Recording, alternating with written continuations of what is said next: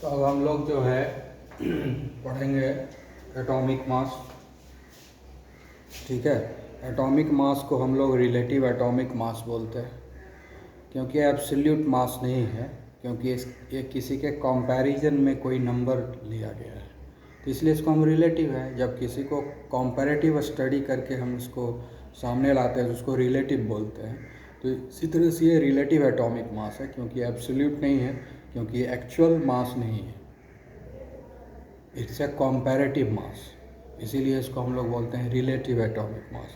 तो कैसे है रिलेटिव, ये भी देखेंगे हम लोग। तो आज जो एटॉमिक मास को डिफाइन किया गया है उसका डेफिनेशन ये है।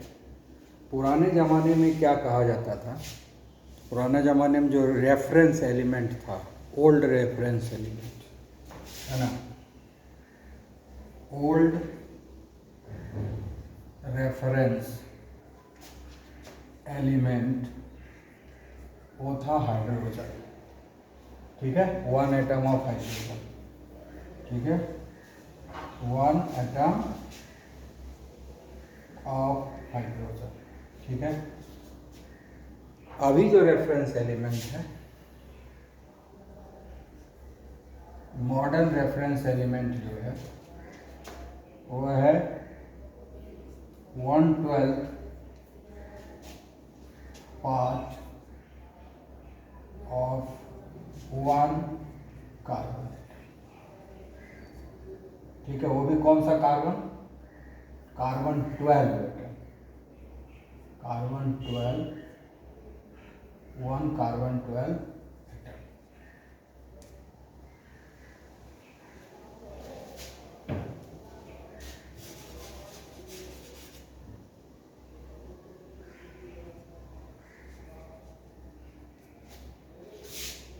ठीक है, ओल्ड रेफरेंस था वन एटम ऑफ हाइड्रोजन पहले। तो हाइड्रोजन क्या है कि दुनिया का सबसे लाइटेस्ट पार्टिकल है। दुनिया का सबसे लाइटेस्ट मतलब क्या हुआ, सबसे हल्का है। इससे हल्का और कोई दुनिया में पार्टिकल होता नहीं है। तो वन एटम, हाइड्रोजन के वन एटम के मास को वन मान लिया गया, one unit, 1 AMU, one atomic mass unit मान लिया गया ओल्ड पुराने ज़माने में, वन एटॉमिक मास यूनिट। ठीक है, तो वन मानने के बाद दुनिया के हर एलिमेंट के एटम को उसके साथ कंपेयर किया गया। जैसे हम कार्बन को ही लेते हैं, तो कार्बन को जब, कार्बन के एक एटम को जब हाइड्रोजन के एक एटम के मास से कंपेयर किया गया तो पाया गया कि carbon is 12 time heavier than one atom of carbon is 12 time heavier than the one atom of hydrogen. Hydrogen के एक एटम से कार्बन का एक एटम 12 गुना भारी है, 12 टाइम्स हेवियर है। तो इसलिए कार्बन का एटॉमिक मास क्या हो गया, 12 हो गया। कार्बन का एटॉमिक मास 12 होता है। क्यों होता है 12? क्योंकि ये हाइड्रोजन के एक एटम से कार्बन का एक एटम 12 गुना भारी है। ठीक है, उसी तरह से ऑक्सीजन का एटॉमिक मास कितना होता है, 16। ऑक्सीजन का एटॉमिक मास कितना होता है, 16 होता है। क्यों 16 है भाई? तो ऑक्सीजन का एक एटम हाइड्रोजन के एक एटम से 16 गुना भारी है, 16 टाइम हेवियर है। ठीक है, उसी तरह से आप सल्फर को देख लीजिए। सल्फर का एटॉमिक मास कितना है, 32। कितना है सल्फर का एटॉमिक मास, 32। क्यों है 32? क्योंकि सल्फर का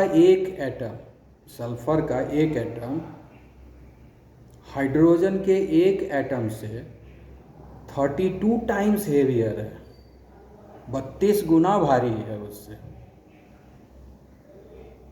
तो ये रिलेटिव हुआ कि नहीं? सबका एटॉमिक मास हम हाइड्रोजन के कंपैरिजन में निकाल रहे हैं।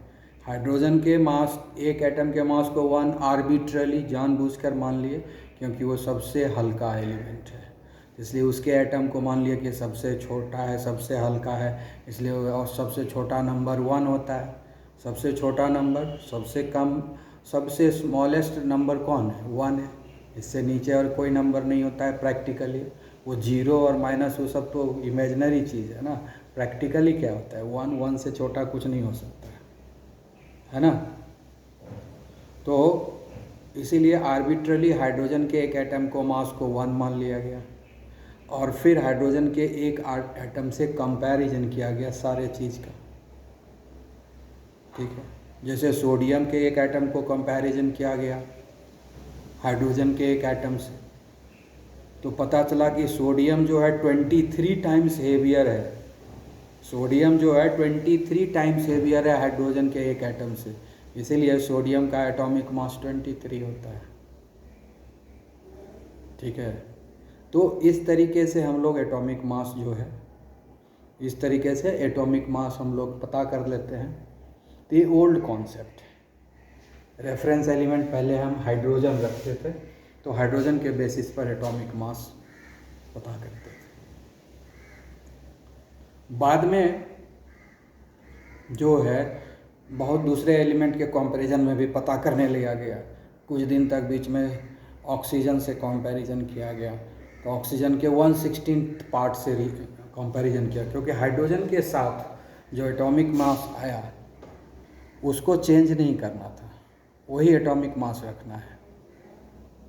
तो ऑक्सीजन का तो एटॉमिक मास 16 होता है, तो 16 से कंपैरिजन करेंगे तब तो सबका बदल जाएगा ना एटॉमिक मास, तब तो वो नहीं रहेगा। इसीलिए क्या किया गया कि ऑक्सीजन के एक एटम के मास से कंपैरिजन नहीं किया गया, ऑक्सीजन के 1/16 पार्ट से किया गया। 1/16 मतलब क्या हो गया, ऑक्सीजन का एक एटम का मास 16 होता है और 1/16 हो गया ये, तो 16 कितना हो गया, 1 हो गया। 16 उसका मास होता है एक एटम का। ठीक है, तो 1/16 कितना होगा, 1 हो जाएगा।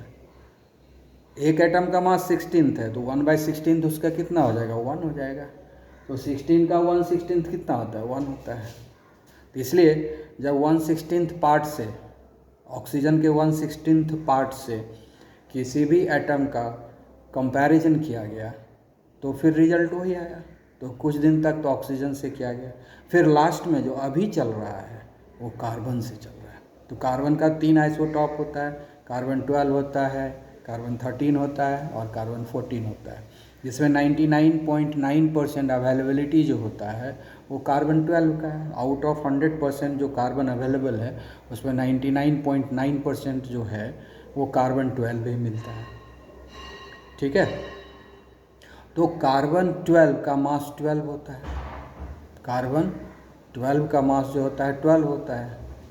तो जब हम कार्बन को रेफरेंस एलिमेंट लेंगे तो कैसे हम बनाएंगे उसका, किस तरह से कंपैरिजन करेंगे, तो उसमें क्या किया गया कि कार्बन के 1/12 पार्ट से कंपैरिजन किया गया, कार्बन के 1/12 पार्ट से कंपैरिजन किया गया। कार्बन के 1/12 पार्ट से का मतलब क्या हो गया कि कार्बन के एक एटम का मास होता है 12 ग्राम और उसका 1/12 पार्ट निकालेंगे तो कितना आएगा, 1 आएगा। तो फिर रिजल्ट में कोई फ़र्क पड़ेगा, नहीं फ़र्क पड़ेगा। इसीलिए अभी जो रेफरेंस एलिमेंट है वो कार्बन 12 लिया गया, उसके 1/12 पार्ट से कंपैरिजन किया गया, तो रिजल्ट में कोई फ़र्क नहीं पड़ा।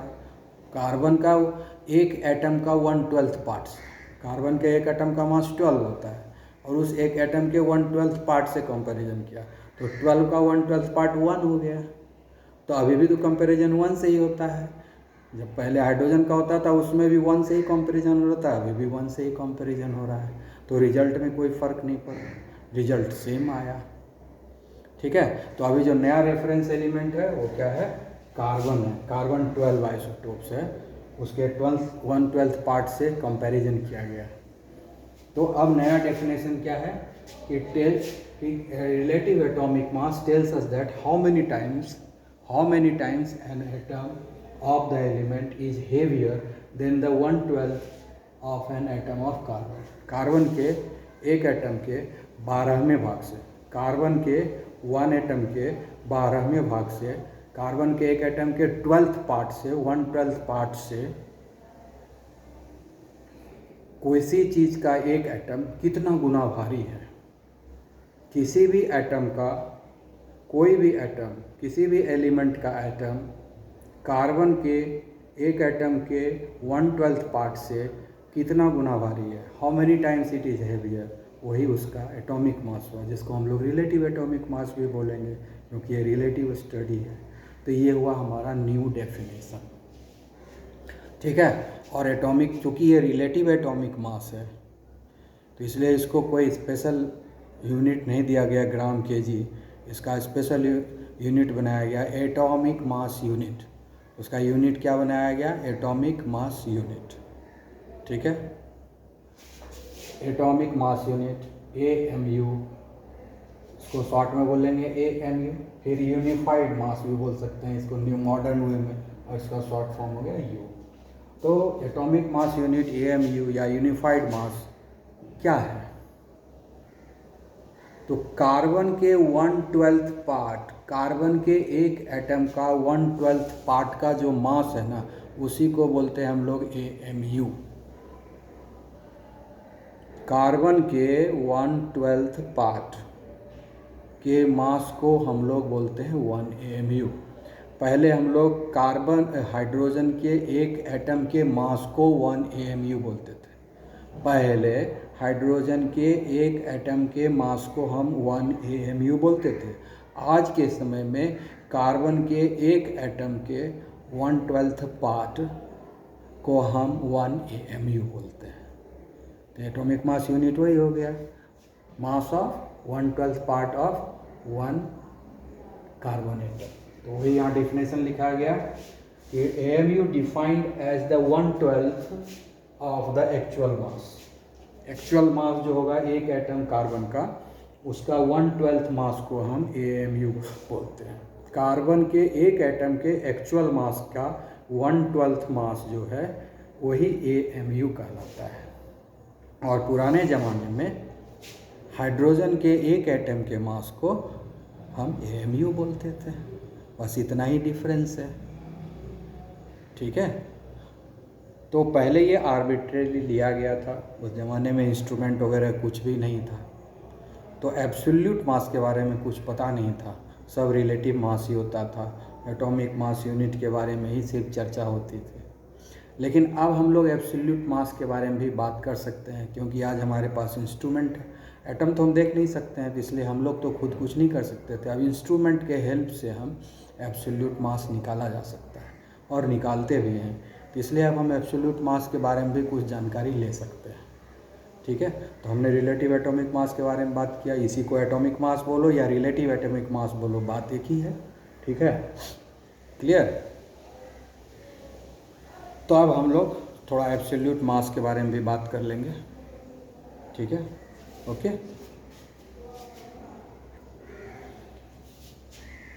तो अब देख लीजिए यहाँ पर कि आज हमारे पास इंस्ट्रूमेंट है, स्पेक्ट्रोमीटर है, मास स्पेक्ट्रोस्कोपी है, तो जिसके हेल्प से हम इंडिविजुअल एटम के मास को निकाल सकते हैं, ठीक है। पहले ये संभव नहीं था, तो आज मॉडर्न सोफिस्टिकेटेड इंस्ट्रूमेंट के हेल्प से जब हम कैलकुलेट करते हैं मास को, तो हाइड्रोजन के एक एटम का मास आता है 1.6736 इंटू 10⁻⁻24 ग्राम। ये हुआ एब्सोल्यूट मास, यही हुआ एब्सोल्यूट मास। एब्सोल्यूट मतलब एक्चुअल मास। हाइड्रोजन के एक एटम का एक्चुअल मास कितना होता है, 1.6736 इंटू 10⁻⁻24 ग्राम, हाइड्रोजन के एक मास को, है ना। इसी मास को हम लोग मान लिए थे 1 AMU। इसी को हम लोग क्या मान लिए थे, 1 AMU। इसी को हम लोग पुराने ज़माने में क्या मान लिए थे, 1 AMU। मतलब इतना ग्राम को हम लोग 1 बोल रहे थे, और इसी से कंपैरिजन। तो एक्चुअल मास हुआ 1.6736 इंटू 10⁻⁻24 ग्राम। तो अगर एक्चुअल एटॉमिक मास पूछा जाए हाइड्रोजन का, पूछा गया एक्चुअल एटॉमिक मास बताओ हाइड्रोजन का, तो ये होगा 1.6736 into 10⁻⁻24 gram, absolute mass of hydrogen, जिसको हम लोग 1 मान लिए। ये हो गया रिलेटिव। 1 AMU इसको हम लोग मान लिए ना, तो रिलेटिव, तो उस ज़माने में 1 AMU मान लिए थे, ठीक है, इसी मास को, जब हम लोग, मेरे पास इंस्ट्रूमेंट नहीं था। लेकिन आज भी हम उसी 1 AMU पर ही चलते हैं। आज भी हम लोग इस एब्सोल्यूट मास को कभी जो है यूज नहीं करते हैं, क्योंकि इस तरह का मास अगर लिखेंगे तो कैलकुलेशन में बहुत प्रॉब्लम होगा, ठीक है। हम आगे बताएंगे, क्योंकि जानती हो डेसिमल में जो होता है और 10 के ऊपर पावर नेगेटिव हो जाए तो डिफ़िकल्ट होता है कैलकुलेशन, तो इसलिए इसका यूज नहीं किया जाता है, ठीक है। नहीं भी यूज करने से हमको कोई फ़र्क नहीं पड़ता है उसके रिजल्ट में, ये भी सोचना है कि अगर रिजल्ट में फ़र्क पड़ता तब तो हमको मजबूरी में यूज़ करना पड़ता है, लेकिन अगर हम इस एब्सोल्यूट मास का यूज नहीं करते हैं तो भी कोई फ़र्क नहीं पड़ता है। क्यों नहीं फ़र्क पड़ता है, अब ये ध्यान देने की बात है। अब जैसे हम लोग लिखते हैं कि कार्बन का एटॉमिक मास 12 AMU है, ये हुआ रिलेटिव एटॉमिक मास। कार्बन का ये क्या हुआ, रिलेटिव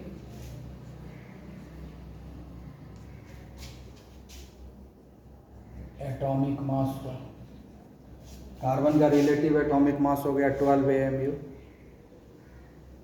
एक AMU का वैल्यू कितना होता है, तो 12 AMU का वैल्यू कितना होगा, इतना ग्राम से मल्टीप्लाई कर देंगे तो क्या लिखेंगे, 12 इंटू 1.6736 इंटू 10⁻⁻24 ग्राम।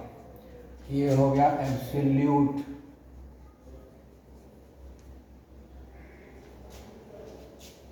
Atomic mass. ये दोनों किसका है, कार्बन एटम का है ना। ये हो गया एब्सोल्यूट एटॉमिक मास कार्बन का हो गया, और ये रिलेटिव हो गया। ये रिलेटिव क्यों हुआ, क्योंकि कार्बन का एक एटम हाइड्रोजन के एक एटम से 12 गुना भारी है, इसलिए रिलेटिव एटॉमिक मास हुआ। एब्सोल्यूट क्या हुआ कि 12 इंटू 1.6736 इंटू 10⁻24 ग्राम मल्टीप्लाई कर देंगे, क्योंकि एक AMU का वैल्यू इतना होता है, तो 12 AMU का वैल्यू इतना होगा। ये लिख देने के बाद थोड़ा कैलकुलेशन थोड़ा डिफ़िकल्ट हो जाता है, ठीक है, इसलिए नहीं लिखते। सेकंड रीज़न है कि नहीं भी लिखने से हमारे रिजल्ट में कोई फ़र्क थोड़ी पड़ता है। जब हम कैलकुलेशन करते हैं एटॉमिक मास के ले करके, और अगर हम ये लिख भी दें तो सारे एटॉमिक मास में तो इतना से मल्टीप्लाई होगा। जितना भी एटॉमिक मास है, अगर उसका एब्सोल्यूट मास लेंगे तो उसमें यही मल्टीप्लाई करना पड़ेगा।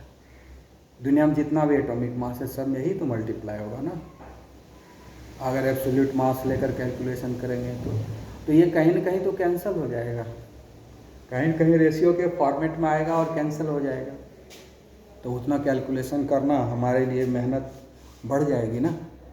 अल्टीमेटली जब ये फैक्टर, क्योंकि ये फैक्टर तो सारे एटॉमिक मास में है, ये फैक्टर सारे एटॉमिक मास में है, अगर एब्सोल्यूट मास का बात करेंगे तो ये फैक्टर सब में रहेगा, तो ये कैलकुलेशन के दौरान कहीं ना कहीं ये कैंसिल हो जाएगा, कट जाएगा, तो कोई यूज नहीं रह गया।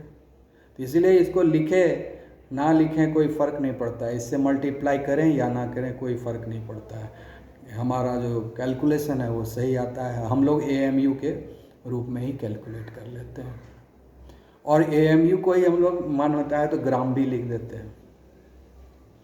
लेकिन अगर कभी कोई कहेगा कि हमको एब्सोल्यूट मास बता दो, तो कुछ नहीं करना है, AMU में जो हमारा रिजल्ट आता है उसमें बस इतना से मल्टीप्लाई कर देंगे, वो एब्सोल्यूट मास हो गया। तो लास्ट में कैलकुलेशन के लास्ट पॉइंट में इतना से मल्टीप्लाई कर देंगे, हो गया हमारा। इसलिए कहीं भी इसको हम यूज़ नहीं करते, इसका बिना यूज़ किए भी जब हम कैलकुलेशन करते हैं तो सारा कुछ परफेक्ट रिजल्ट आता है, ठीक है। तो ये बात समझ गए कि एब्सोल्यूट मास क्या होता है, रिलेटिव मास क्या होता है, ठीक है। तो पुराने ज़माने में हाइड्रोजन के इस मास को हम लोग 1 AMU मानते थे, ठीक है। भले पता नहीं था कि इतना ही मास होता है ग्राम में, एक्चुअल मास तो पता नहीं था उस ज़माने में, आर्बिट्रेरली 1 ले लिए।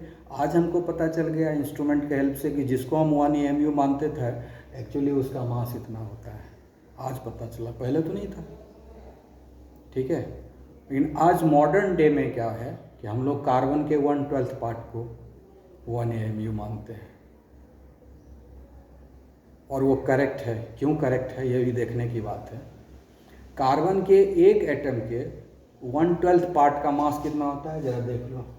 मास of 1/12 part of 1 carbon atom, 1/12 part of 1 carbon atom. Carbon atom के 1/12 का मास जो होता है 1.66056 इंटू 10⁻²4। ठीक है, 1/12, यहाँ 1/12 लिखे हैं ना, 1/12 लिखा हुआ है, दोनों वर्ड में हम लिख दिए हैं 1/12। 1/12 मतलब क्या होगा, 1/12। 1/12 का मतलब क्या हो गया, 1/12। 1/12 ये इसका मीनिंग हुआ। तो 1/12 पार्ट, कार्बन के एक एटम के 1/12 पार्ट का मास कितना होता है, 1.66056 इंटू 10⁻²4। देखो दोनों लगभग बराबर है। ये है 1.6736 और ये है 1.66056, तो दोनों बराबर है। 10⁻²4 दोनों में है, तो 1.6736 और 1.66056 में कोई खास अंतर नहीं है, माइनर डिफरेंस है। तो आज हम लोग इसको 1 यूनिट मानते हैं, आज इसको हम लोग 1 AMU मानते हैं।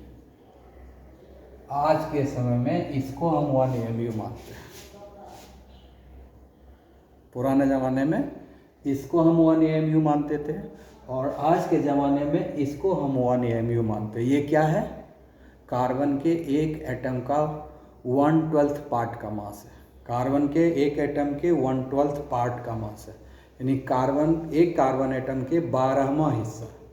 यानी एक कार्बन एटम का 12वां हिस्सा का मतलब क्या होगा, एक कार्बन एटम लेंगे, उसको 12 टुकड़ा कर देंगे, उसमें से एक टुकड़े का मास जो होगा वो इतना बराबर होगा। मतलब क्या हो गया कि कार्बन का एक एटम लेंगे, उसको 12 इक्वल पीस में डिवाइड कर देंगे, 12 इक्वल पार्ट्स में डिवाइड कर देंगे, उसमें से एक पार्ट को हम ले लेंगे जिसको बोलेंगे 1/12 पार्ट ऑफ 1 कार्बन एटम। उस 1/12 पार्ट ऑफ 1 कार्बन एटम का मास कितना होता है, इतना होता है। इसी को अब हम 1 AMU मानते हैं। क्यों मानते हैं, क्योंकि इसमें और इसमें कोई खास डिफरेंस नहीं है, दोनों लगभग सेम है। ये थोड़ा सा कम है इससे, हाइड्रोजन के एक एटम का मास से थोड़ा सा कम है, हल्का सा कम है। यहाँ 6 है, यहाँ 6 है, थोड़ा सा कम है, लगभग बराबर है। इसलिए 1 AMU मानने में कोई दिक्कत नहीं है। तो पहले तो हम लोग आर्बिट्रेली मान लिए थे 1 AMU इसको। आज हमको प्रैक्टिकली भी देख रहे हैं कि इसको 1 AMU अगर मान रहे हैं तो कोई दिक्कत नहीं है, सही है, करेक्ट है, गलती नहीं हुई है। ठीक है, तो आज हम एक्सपेरिमेंटली ये प्रूफ कर पा रहे हैं कि जो उस ज़माने में 1 AMU लिया गया था वो करेक्ट ही है, आज भी करेक्ट है। ठीक है, तो पहले जो रेफरेंस एलिमेंट था वो हाइड्रोजन था, तो उस हिसाब से हाइड्रोजन का एटॉमिक मास यूनिट जो होता था 1 होता था। पहले जो रेफरेंस एलिमेंट था वो था hydrogen atom, 1 atom of hydrogen, तो उस हिसाब से हाइड्रोजन का एटॉमिक मास को हम लोग 1 मानते थे। लेकिन अब तो कार्बन के 1/12 पार्ट को हम लोग मानते हैं रेफरेंस एलिमेंट। तो कार्बन के 1/12 पार्ट से कंपैरिजन करके क्या होगा नया एटॉमिक मास हाइड्रोजन का, तो अब हम लोग नया एटॉमिक मास हाइड्रोजन का निकालेंगे, देखते हैं कितना होता है, 1 होता है या कुछ डिफरेंट होता है।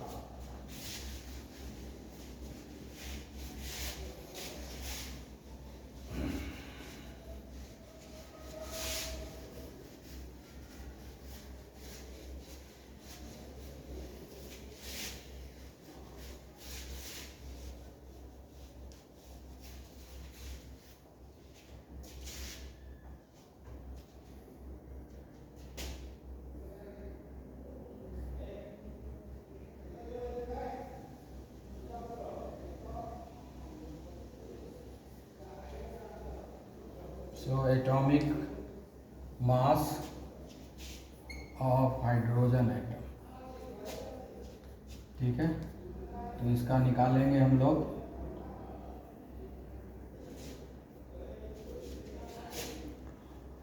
तो हम लोग अब निकालेंगे मास of hydrogen atom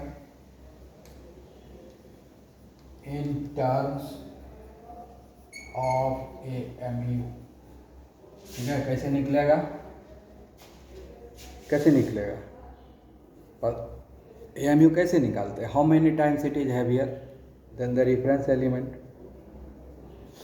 तो हम लोग क्या करेंगे, हाइड्रोजन के एक एटम को के मास को हम कार्बन के 1/12 पार्ट के मास से डिवाइड कर देंगे, तो पता चल जाएगा कि hydrogen 1 atom of hydrogen is how many times heavier than the 1/12 part of 1 carbon atom. ठीक है, तो हम डिवाइड कर देते हैं। तो हाइड्रोजन के एक एटम का मास कितना है, 1.6736 इंटू 10⁻⁻24 डिवाइडेड बाय 1.66056 इंटू 10⁻⁻24। ये क्या हो गया, मास ऑफ 1 हाइड्रोजन एटम। ये क्या लिखे हैं, mass of 1 hydrogen atom divided by mass of 1/12 part of 1 carbon atom. यही फॉर्मूला है ना, यही चीज़ लिखे हुए हैं। जब हम इसको कैलकुलेट करेंगे, जब हम इसको कैलकुलेट करेंगे तो ये आ जाएगा हमारा 1.0078। ये कितना आएगा, 1.0078 AMU आएगा। इसको हम लोग बोलेंगे 1.008 AMU। तो पहले हाइड्रोजन का एटॉमिक मास 1 मानते थे हम लोग। पहले हाइड्रोजन का एटॉमिक मास कितना मानते थे, 1 मानते थे। लेकिन जब रेफरेंस एलिमेंट हो गया 1/12 पार्ट ऑफ 1 कार्बन एटम,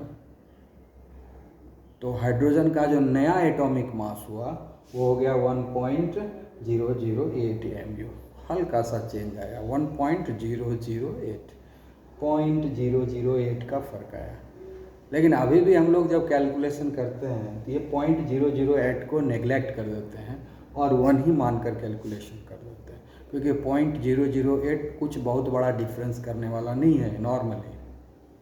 ठीक है, तो जब हमको एक्चुअल करना होगा कैलकुलेशन तो हम इसको यूज करेंगे।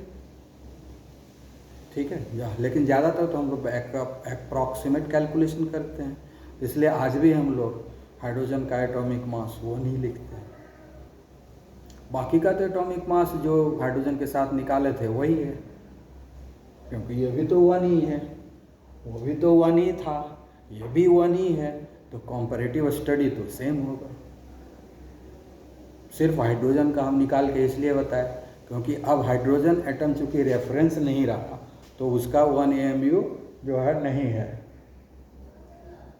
ठीक है, तो इसलिए हाइड्रोजन का एटॉमिक मास जो है, नया एटॉमिक मास क्या होगा in comparison to the carbon 12।